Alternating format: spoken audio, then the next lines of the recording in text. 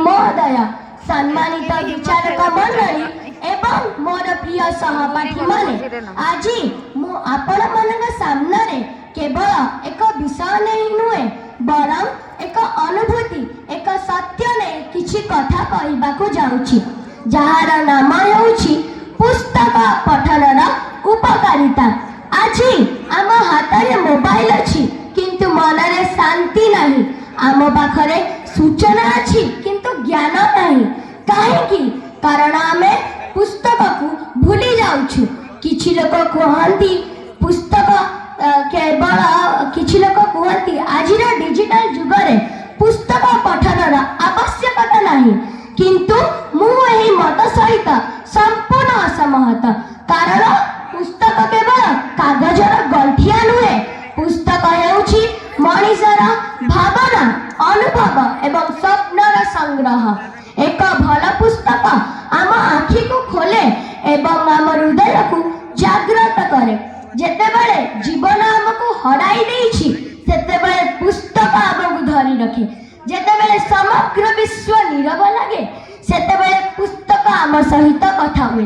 पुस्तक हेउछि आम जीवनर सर्वश्रेष्ठ सहचर। जेउठी मनीष छाड़ी जाए सेठी पुस्तक आम सह रहे। जेउठी मनीष छाड़ी जाए सेठी पुस्तक आम सह रहे। पुस्तक हेउछि ज्ञानर एक अक्षय भंडार। पुस्तक पढ़िले आमे केवल परीक्षार भल नंबर आनु बरं जीवन को बुझिबा शिखु। एक भल पुस्तक आमको चिंता करबाकू, प्रश्न करबाकू एवं सठिक निष्पत्ति नेबाकू साहाय्य करे।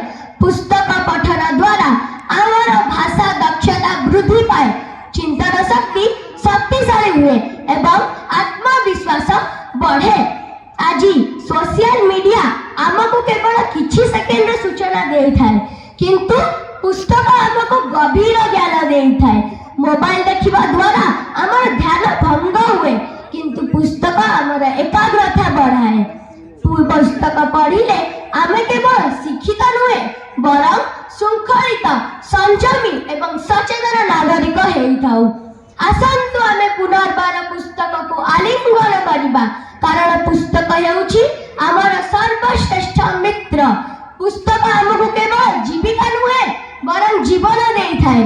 सेही परि मु दृढ़ भावरे कहिबाकू चाहेबी, जे जाति पुस्तक को आदर करे से जाति केबे पछकू जाए नहीं। जय जगन्नाथ। धन्यवाद। धन्यवाद बेटा, बहुत ही सुंदर कहला।